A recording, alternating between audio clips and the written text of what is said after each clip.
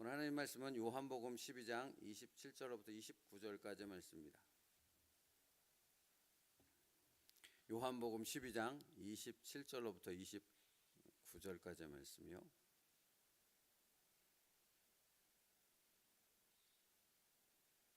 시약성경 168페이지죠.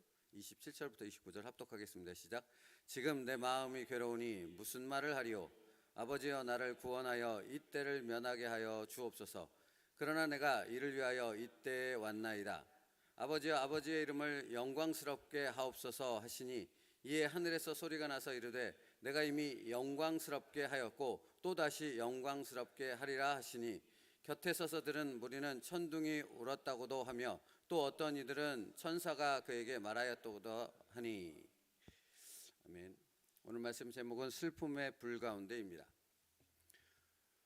호세아 4장 6절 말씀에 내 백성이 지식이 없으므로 망하는도다 라고 말씀합니다. 여러분, 이 말씀은 호세아 선지자가 피를 토하는 심정으로 전한 하나님의 메시지 아니겠습니까?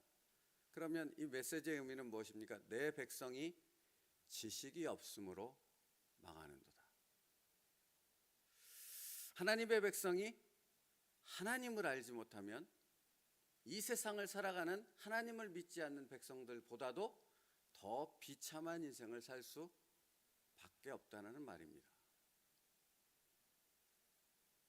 이건 참 중요한 말인데요.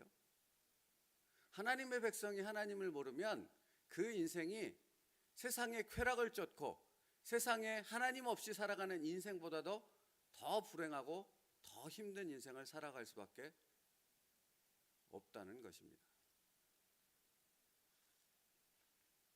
이게 그럴 수밖에 없는 것이 하나님의 백성이 아닌 사람들은 하나님의 존재를 믿지 않고 인정하지 않기 때문에 그냥 자기 마음대로 살아갑니다. 그게 전부이고 그게 최선이거든요. 그런데 하나님의 백성은 가장 중요한 것이 무엇입니까? 하나님의 뜻 아닙니까? 그러니까 여기 어디 한편 구석에는 하나님의 뜻 이런 부분이 없진 않아요. 있어요, 뭔가가. 그런데 세상 사람들처럼 자기의 인생을 또 살려고 하니까 이게 날마다 뭐합니까? 충돌하는 겁니다. 그렇죠? 시험 볼 학생이 시험 볼 것을 알지만 시험 공부를 안 하면 즐겁게 놀 수는 있겠죠. 그죠? 근데 여기 한편에 뭐가 있어요? 곧 시험이 올 텐데 또 시험의 결과가 많은 걸 바꿀 텐데 여기 그 마음도 있잖아요. 놀기는 놀지만. 여러분, 하나님께서 이스라엘 백성을 축복하셨습니다. 그렇죠?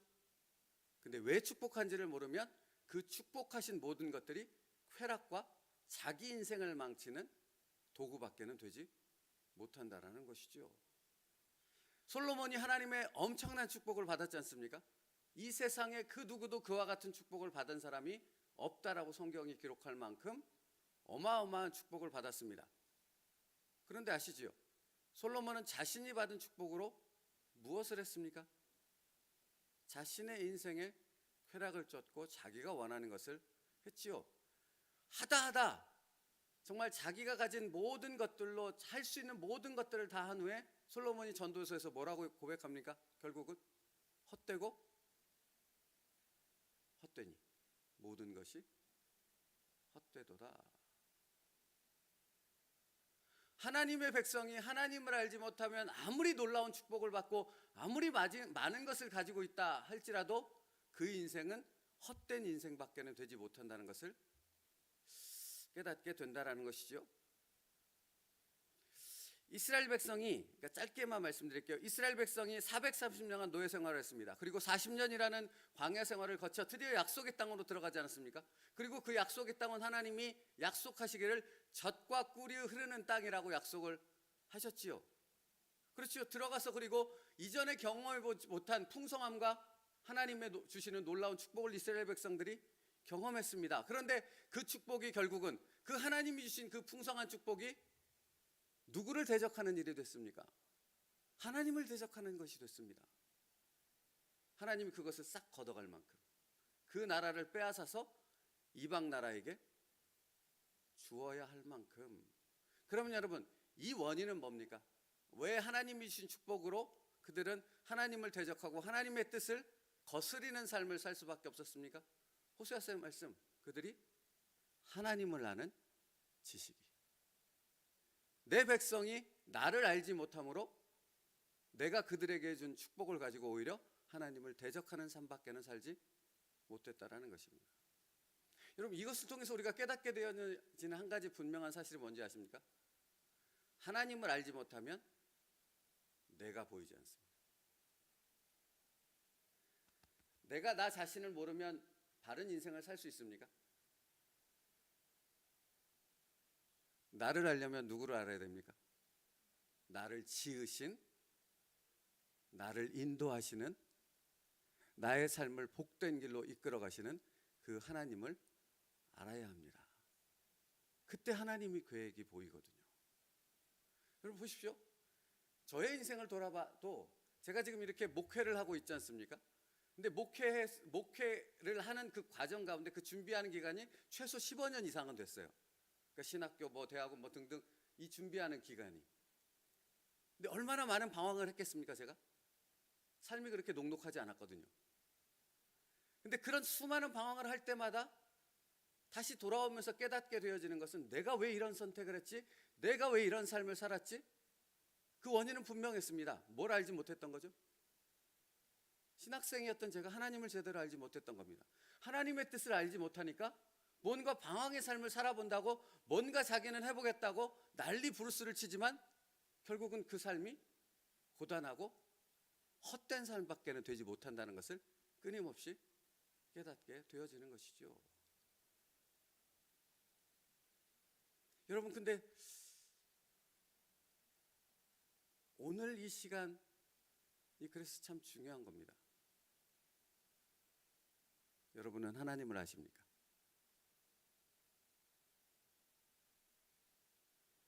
여러분을 구원하셔서 지금 이 새벽에 이 자리로 불러 앉히신 그 하나님의 계획을 여러분은 아십니까? 알지 못하면 하나님의 계획과는 무관한 인생의 선택과 결정만을 끊임없이 하는 이스라엘 백성의 무지함과 똑같은 인생을 살아갈 수밖에 없는 것이죠.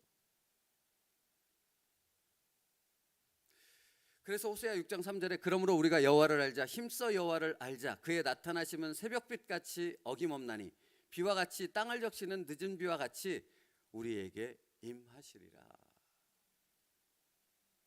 전에도 늘 말씀드리지만 가나안 땅이 젖과 꿀이 흐르는 땅이 될 수 있는 것은 하나님이 이른 비와 늦은 비를 주실 때 그 땅이 젖과 꿀이 흐르는 땅이 될 수 있는 거거든요. 그러니까 그걸 알지 못하면, 이른 비와 늦은 비의 하나님의 공급하심을 알지 못하면 그 땅은 젖과 꿀이 흐르는 땅이 아니라 최악의 척박한 사람이 살 수 없는 광야 같은 땅밖에는 될 수 없는 겁니다. 우리의 인생은 하나님이 주시는 축복된 인생일 줄 믿습니다. 그런데 여러분, 우리의 인생도 똑같아요. 약속의 땅과. 하나님을 알지 못하면 우리의 인생은 축복의 인생이 될 수가 없고 가장 척박한 인생밖에 될 수 없는 거예요. 그러나 하나님을 알면, 하나님의 인도하심과 하나님의 계획을 알면 우리 인생만큼 복되고 은혜로 충만한 할렐루야 하나님의 영광을 찬송하는 인생이 없는 겁니다. 그렇지요? 그것이 무엇인지를 아는 여러분 될 수 있기를 축복합니다. 그래서 호세아서 4장 7절에 이렇게 말씀하세요. 하나님이 그들은 번성할수록 내게 범죄하니 내가 그들의 영화를 변하여 욕이 되게 하리라. 여러분, 이걸 놓치지 마세요. 하나님이 이스라엘 백성 가운데 그들의 모든 것을 빼앗아가는, 심지어는 나라를 빼앗고 가정이 뿔뿔이 흩어져서 다 포로로 잡혀가는 그런 이스라엘의 역사를 우리는 말씀을 통해 살펴보지 않았습니까? 왜 그런 것입니까?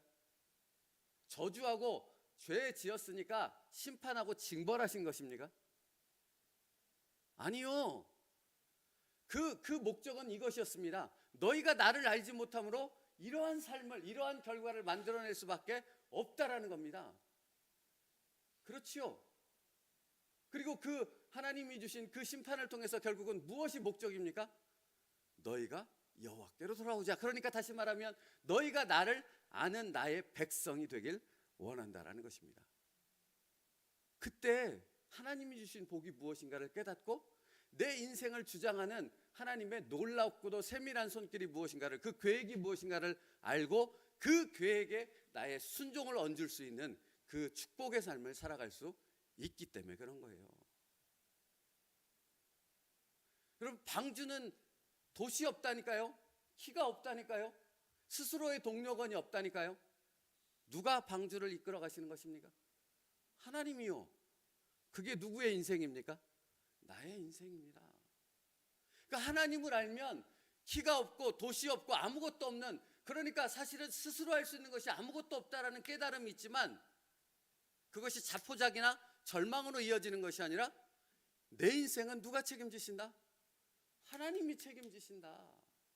지금 고단하고 슬픔과 어려움과 내 힘으로 어쩔 수 없는 그런 역경들이 내 안에 있다면 그 안에서 할렐루야 하나님, 하나님의 놀라운 은혜가 내 인생과 내 가정 가운데 있음을 나는 믿습니다. 이 믿음의 선포로 나아갈 수 있는 것이 무엇입니까? 하나님을 알면 그 선포로 나아갈 수 있는 것이죠. 하나님의 계획을 볼 수 있게 되는 것이죠. 나의 인생을 바꾸는 것이 오직 여호와께 있다는 것을 고백하는 인생이 되는 거지요. 그 인생만큼 행복한 인생이 어디 있습니까? 여러분, 아무리 노후를 준비하면 뭐 하냐고요. 제가 신방 다니면서 참 답답하게 느꼈던 부분이 그거라니까요. 노후를 준비했대요. 그래서 부부가 평생을 힘을 다해서 뭐 빌라 한 채를 세우던가 뭐 건물 하나를 사던가 했어요. 그러면 그 노후가, 준비된 노후가 행복한 삶을 살아야 되잖아요. 그렇지 않더라고요. 제가 지금 말씀드린 사람들은 권사님, 장로님들이에요. 안수 집사님들이에요. 저희와 똑같은 믿음의 삶을 사는 사람들이라고요. 노후를 열심히 준비하셨다라고요. 얼마나 잘한 일입니까? 얼마나 열심히 살았습니까? 그런데 그분들 하는 얘기가 뭐냐면, 내가 이렇게 살았는데 내가 번 돈 다 저기 병원 갖다 바치고, 내가 번 돈 내 자식이 까먹고, 내가 번 돈 이렇게 다 이렇게 되어지더라라고 한탄을 하시더라고요. 노후를 준비하기에 잘못된 것입니까? 아니죠. 뭐가 잘못된 것입니까? 하나님이 누구신가를 알지 못했다라는 게 잘못된 겁니다. 하나님이 당신을 향한 계획이 무엇인지, 어디에 있는지, 어떤 방향으로 인도하고 있는지 거기에는 아무 관심이 없고 그냥 똑같이 세상 사람들처럼 믿는다고는 하는데 노후를 자신의 계획과 자신의 뜻을 향해서 준비했다라는 것, 그것이 문제이거든요. 노후를 준비하지 말라는 것이 아닙니다. 노후를 준비하시되 여러분의 준비와 노력이 있어야 하되, 그 모든 것의 가장 기본적인 바탕은 무엇에 있어야 됩니까? 하나님을 아는 것, 하나님이 나를 향한 계획이 어디 있느냐 하는 것, 거기에 있어야 한다고요. 여러분, 저는 이 교회를 마치면 여기서 깨끗이 떠날 거라니까요. 미련을 두지 않고 여기를 떠날 거라니까요. 제 사명을 다하면. 그러면 제 노후는 누가 책임지겠습니까? 여러분, 원로 목사라는 타이틀을 다는 것은 그 노후를 교회가 책임지기 때문에 그런 거예요. 맞죠? 뭐 여러 가지 이유가 있겠지만 저는 그것을 포기한다니까요. 그럼 저에게 뭐가 있어서 포기하는 겁니까? 아니요. 다른 것은 없습니다. 근데 뭐는 있는 거죠? 하나님이 계시니까. 제가 이 교회 시작할 때 하나님 믿고 저희 집에서 시작했거든요. 그리고 여기까지 왔거든요. 여기까지 인도하신 분이 하나님이시라면 제가 노후의 다른 길을 가는, 하나님의 뜻을 쫓아 하나님 앞에 순종하는 삶을 살아간다면 그것을 책임지는 분 역시 여기까지 인도하신 동일한 하나님인 줄을 믿거든요. 여러분, 그러니까 하나님을 알면 전혀 다른 인생을 살 수밖에 없다고요.